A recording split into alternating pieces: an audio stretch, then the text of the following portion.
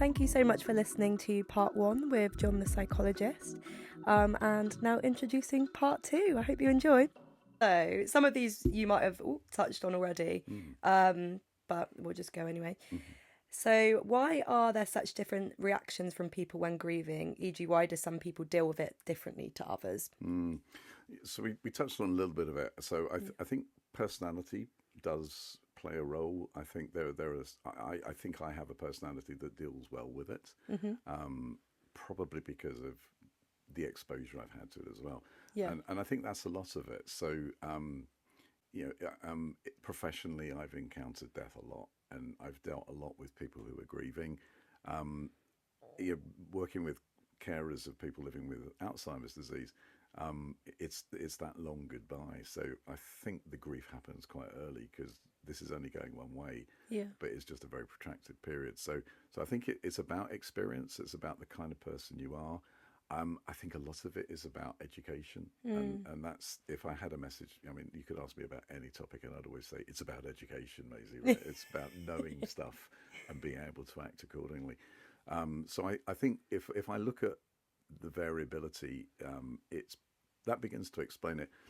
I think also your reaction to the event. So, one of the things that always comes up, if I test people's cognition, a lot of people are quite anxious about that, right? Especially the first time I do it, because they're in a room and they've never had this done before, and they've got me sat on the opposite side of the desk, and they might not do well on my test because they're anxious. Okay, so we always talk about, we want to measure people's competence. How good are they under the best possible circumstances? And we actually measure performance. So competence plus all the other noisy stuff. Did I sleep well last night? Did I have a cup of coffee before I came? Am I anxious? The thing we'll focus on. And if you're anxious, one of the things that happens to your cognition is your ability to concentrate shrinks. So it's not supernatural or folklore that your cognition is damaged when you're anxious, and your response to grief can often be an anxious one.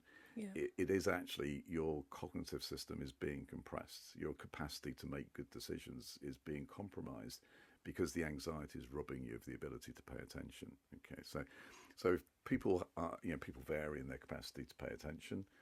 If you've got a good resource beforehand, you can take a bit of a hit without it impacting you. But if you find paying attention difficult, then that's really going to compromise your ability to make decisions. So life is a succession of problem solving. If you're a psychologist, what we do is problem solving, and by that we mean walking down the stairs or making a cup of coffee. Right? These are problems to be solved. And if your ability to manage that is being compromised, that makes good decision making difficult. So I think there's a lot of personal variability in it, but I would come back to education. Just learn what you can about the process of death, what you need to do afterwards.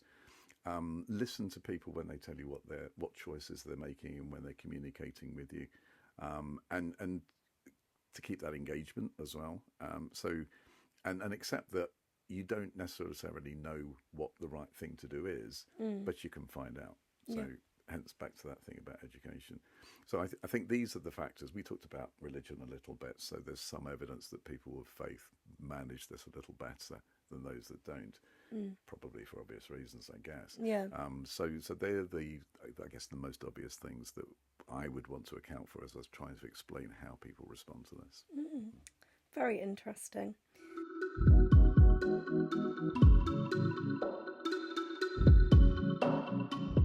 If you're feeling overwhelmed, anxious, or disconnected, you're not alone. I'm Dan Roberts, an internal family systems therapist and trauma healing specialist. I create guided meditations to help you reconnect with your inner calm and compassion. These practices are rooted in internal family systems therapy and are designed to support your healing journey, whether you're new to therapy or have been on this path for a while. You can find my full collection of meditations at danroberts.com or on Insight Timer.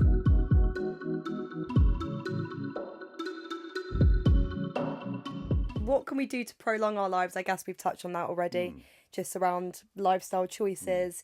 I guess, would there be, it sounds like there's continuous research into those things. Is there, within the last, 5-10 years.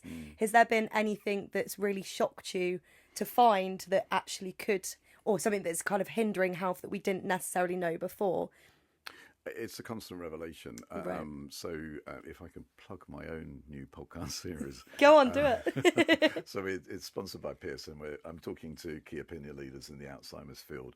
And this comes up very much. So there's an extraordinary neurologist called Mia Kivipelto, and she's in Scandinavia. She's Finnish. And her plan was, I'm going to do a study of lifestyle effects. And I'm going to look at risk for various things, but including Alzheimer's disease. And I'm not going to be particularly precious. I'm just going to say, how about we give you the Mediterranean diet to think about? How about we test your cognition? We make you aware of it. We give you cognitive training, so sort of brain games, those kinds of things. Yeah. If you smoke, we get you not to smoke. If you drink too much, we get you to reduce your alcohol intake, and it makes a difference. Now, in her study, we don't really know which bit was the material one. Maybe it's a bit of everything. Yeah. But yeah, and pollution, I guess, is the most recent one. So worth saying also that there is a genetic bit, not very explanatory, but there are people certainly who have a gene makeup which makes it more likely that they will develop certain disorders. Right. So there's a lot goes into it, and I'm like, every day is a revelation. I mean, it is an exciting time to be in neuroscience because we are just finding out so much that we sometimes suspected, but occasionally there's a surprise. So, listen to the podcast. You get lots of good advice. Okay, I'll listen to the podcast. What about vaping? Because that's quite a new thing that everyone's taken up. Is that? I guess there's not really been enough testing to see how it impacts your health. Yeah. That's this is a question I've had a lot in the last year, in particular. Is it? And I think I would have to say I don't think I know, because I think, to your very well made point, we just don't have a long experience of it. Yeah. And science is very difficult. If I could do a little defense of scientists, because we're usually being asked to give people advice where we don't have a perfect explanation. So I don't know if you remember, but some time ago there was a concern that using mobile phones would give you brain tumours. Right. Yeah. To the best of my knowledge, that's not been a thing, Yeah. right? When BSC was an issue and we had new variant Creutzfeldt-Jakob disease, we were all going to know somebody who died of new variant CJD. I still don't know anybody, right? So we're always sort of thinking worst case, and therefore with vaping, I don't know. I suppose the balance of evidence that I've been exposed to would at least say it's probably better than smoking tobacco. Really? Yeah, go figure. Apparently it's not good for you. Who knew? But again, I mean, classic, if you ask any scientist, what do you think about this? They'll say, give me £5 million in 3 years and I'll tell you. And we have to operate in a world. So I suppose in the absence of a clear understanding of its risks, if you can avoid it, but if it's what you like to do, I'm the last person to stop you doing it, because you're 18 and you get to choose this stuff for yourself. Yeah. But I suppose at the very minimum, I would imagine that it's better than smoking tobacco. So that's where I'd be on that. Vaping, do it, guys. And there's creating. The next question, which also isn't on here, but I've just thought of because I would really like to get your views. Lockdown, obviously such a bizarre time for so many people. How do you think that's going to impact us in years to come, especially with kids that weren't kind of in social groups, weren't at school, didn't learn to share? Yeah, no, very good question. And I have some suspicions, some of them based on conversations with colleagues, particularly at King's, where at the Centre for Affective Disorders, we're very concerned with the consequences of lockdown. Really?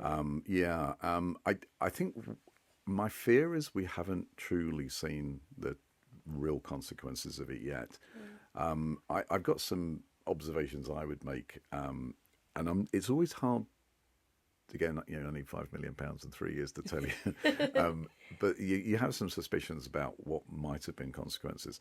So because I'm an education guy, not having education in the classic sense of going to school and learning stuff is going to have consequences, and I think we're starting to see that already. But also that thing about however tough school can be, and I remember it being pretty tough, right?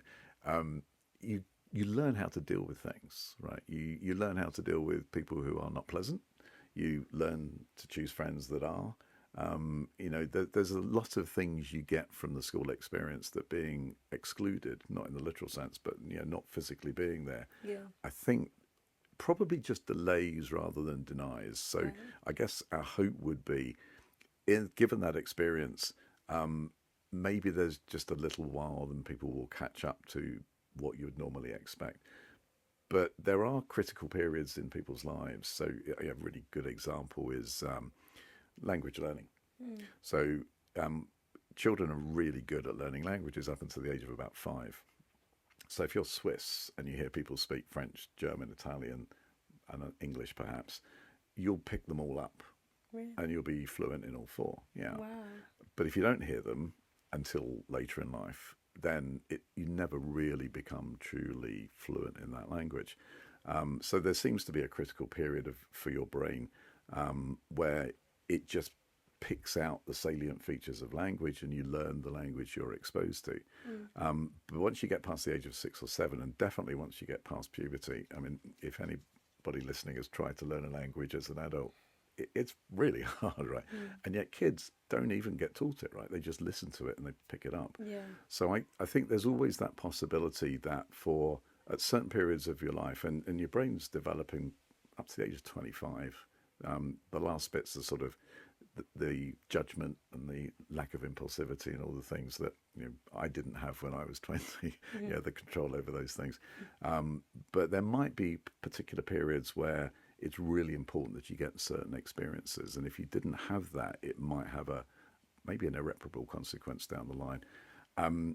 There's certainly a fear expressed amongst colleagues of mine who work in psychiatry that we haven't yet experienced the full consequences of that period. Yeah. And, given that we think there might be an issue, now would be the time to try to fix that. The usual plea for people to invest in making sure that people get the support services they need. Yeah. And to try, I suppose, but another hobby horse of mine is mental ill health.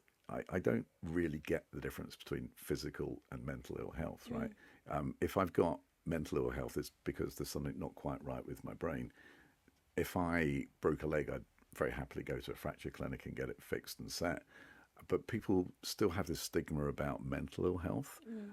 So if we started to think about it as physical, it just happens to be a manifestation of the way your brain's working. Yeah. Maybe we could reduce the stigma and let people that need the help that they might need as a consequence of lockdown feel able to go and get it, and just to tell us that it's an issue. Right? Yeah. So I think that's a very long answer to that question. No, I liked it though. But bottom line is, I think there may be consequences, but like always, if you know there's an issue, then you should prepare to fix it. Yeah. And I suppose I would worry at the minute whether or not we're doing a good enough job in that respect. I think it's something that everyone considers, especially for children who didn't have, that went to school, and that would be their learning environment, but they haven't maybe got that nurture at home, that have really missed out. So yeah, I think it'll be interesting to see what happens. Can I say a wee bit more about that? Go for it. Yeah, it's so. If I think about my experience of it, and this won't win me any friends because what I'm about to tell you, I don't think I've said very much publicly. We live in a rural village. We have no cell phone coverage. We've got no street lights. You can see the stars at night, which is why we live there. Yeah. So in lockdown, nothing changed for us, right? Because the whole idea was we could go for a walk and not see anybody for 5 miles, and that was just as true now as it was then. Yeah. But I was on, happily. The one thing we did have was super fast broadband the year before. Thank God we did. Otherwise, I'd be bankrupt by now, I think. But I was on calls with people, and the best example I can think of is a German neurologist friend of mine had just moved to Boston, and he was in temporary accommodation when lockdown hit in Massachusetts. And he had a 3, a 5, and a 7-year-old in a small flat. and he was trying to work on his laptop in the kitchen with a house full of young children. Oh, yeah. And he's a pretty stoic guy, but I saw him frazzled, and and other people. A friend of mine lives in Paris who can see the coffee shop on the Champs-Elysees that she always used to go to relax. Yeah. And tears in her eyes, saying, "I can see it, I just can't go there." So I think people's experience of it was very variable. I don't think we very much noticed, other than having Cordelia home, which wasn't awful, even though she brought COVID home with her, which was a bit unfortunate. But I think I saw changes, and lots of people moved into our village.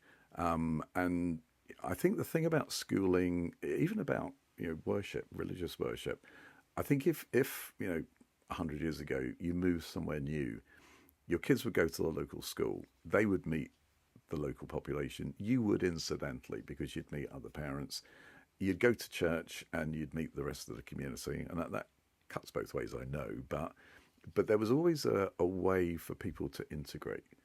And we're a pretty small village, but there have been people that have moved in who I don't think have ever had that opportunity. So it's not just about children or schooling. I think it's also about adults that have moved to a new community and not been afforded the usual opportunities of integrating in. And again, maybe it's just more difficult to do if a couple of years have passed. So I think, as well as the sort of pathological bit to this, the psychiatric issues we're going to have to face, there's probably just a societal interaction consequence as well. Yeah. Where we're not quite as integrated as we might want to be. Yeah, it's a very good point. Perfect. I think we've covered those ones as well.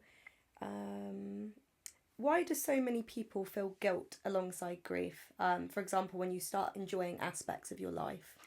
Yeah, that's out there. So it's the gift that keeps giving guilt, isn't it? So you get through the guilt phase and you start to deal with bereavement, and the grief starts to subside, and you end up feeling bad that you're not still grieving, right? Yeah. So I think it is part of that accommodation process. So I think you do get to a point, a variable point, maybe 6 months to 2 years. The literature says that. Where you feel able to go and enjoy things because life goes on. So hopefully, when you've done all the things we've talked about, you've got your power of attorney sorted, you've got your own will, you know what you want for your funeral, and you've told other people, you've had the funeral for your loved one, and it's been a sad event, and there's been bagpipes, and you've cried. But at the other side of it, you come out and think, okay, now we have to move on. Yeah. For some people, I think the guilt never goes away. And if I think about, it hasn't happened to me very often, but when there's been a traumatic death and somebody's been responsible, maybe they were drunk and driving, for example. Yeah. I have met people professionally who even years later never resolve their grief because they just feel so guilty. And I suppose you might argue, well, they did take a life and did so because they were being irresponsible. Yeah. But as a general thing, I want everybody to move on. I don't think everybody is worthy of redemption. So even you have to be forgiving, I think. And I think that's another bit of the guilt. I'm sort of thinking about this as we're going, so that's it might be a bit rambling. Spitballing. I mean, forgiveness is I know very, very hard to do, particularly when you feel you've been robbed by somebody else's bad actions. Yeah. But I think it's probably really good for you too. Yeah. Right? Because there are people who are incredibly better, and I'd be the first to agree they've got really good cause to be. I mean, they've been on the receiving end of a really bad deal. Possibly the loss of a child, maybe got run over.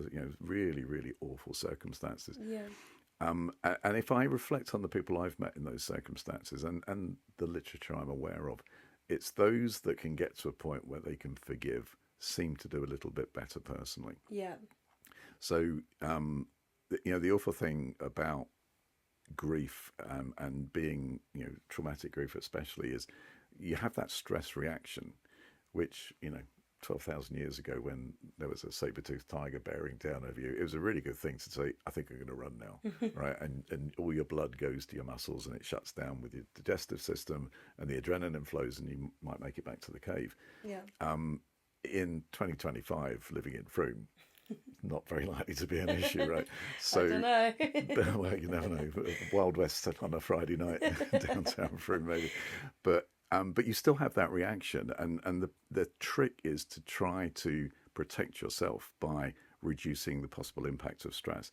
It damages your immune system, and that's your immune system's constantly working to protect you from potentially fatal events as well. Yeah. So as hard as it might be to do, and I perfectly understand it's a very glib thing for me to say because I've never had to, if you can get forgiveness in there, that's probably very good for your health as well. Yeah. Because that residual bitterness will, I'm afraid, eat you up oftentimes, and that won't be good for you long term. So I think the wrestling with guilt, these are very particular examples of certain situations, but I think it all comes to bear in, it's the kind of person you are, it's how well you understand yourself and the process, and how good you are at communicating it as well. So probably all the things we've talked about come to bear on this one. Yeah, I think it's like any kind of negative emotion, isn't it? It's really bad for you to hold on to it. It actually does you more worse than good, even like, hatred or anger or anything like that, jealousy. I think that's all the questions I've got. Have you got anything else that you wanted to add that you might have missed? This has been a really nice chance to air my thoughts on almost everything, so I appreciate that. I just something I would end with is regret is it's a useless emotion because it is nothing you can do by definition, right? So if I had a prescription for trying to negotiate life, just generally, but particularly in the context of grief, is to try to avoid regret in the first place. Yeah. And, literature, film is full of this kind of thing. Poetry especially is, you had an argument with your partner and you went off to work and then you got a phone call saying they've unfortunately passed in a road accident or whatever it would be. And there's that enduring sense of, oh my God, the last interaction I had was a negative one with them. So as a general sort of plea to everybody listening is, if there's somebody you've never quite got around to ringing that you've always sort of, I must ring X, or if there's somebody you're very close to and you don't think you've expressed just how important they are to you, and if there's somebody that, if there's that girl or guy down the road that you've always wanted to ask out and you've never gotten around to it, after you've listened to this episode, just go and do these things. Yeah. Ring people and say, I'm really sorry I haven't caught up with you, but here I am. Can we fix it? Tell that person that you love them and go knock on that door or text that person and say, I'm out down the cheese and grain on Friday. Do you fancy coming with me? I love that. That is so valuable and such a great lesson in life. I think, everyone just needs to say fuck it more. That's how what I've taken from what you've just said. I wasn't sure if this was PG or not. I've said a few swear words in our podcast. If only I'd have known, I'd have joined you on that. Thank you so much, John. It's been Huge pleasure. So amazing to have you on. Like, honestly, I feel like I've learnt so much today. And it helps for us all to understand the emotions and I guess the science behind it a little bit more to help us with our journey. So thank you so much. It's been an absolute honour. It's a joy. I was looking forward to this. This was a really nice invitation and I've really enjoyed the conversation. So I hope that it has a positive impact on people. And if nothing else, they might just get a few anecdotes that they can hang on to as being useful. Lots of those. And your podcast, remind me of the name so we can get our listeners to listen. That's a very good question. I don't know. Okay. That's very blasé of me. Isn't it? If anybody just does an internet search, John Harrison, psychologist, they'll find it. Yeah, it's on YouTube, so I'm not that hard to find on the internet, sadly. Perfect. Well, thank you so much. My pleasure. Thanks for having me. Yeah, and we will catch up with you next Sunday. If you'll have me back, I'll come back anytime.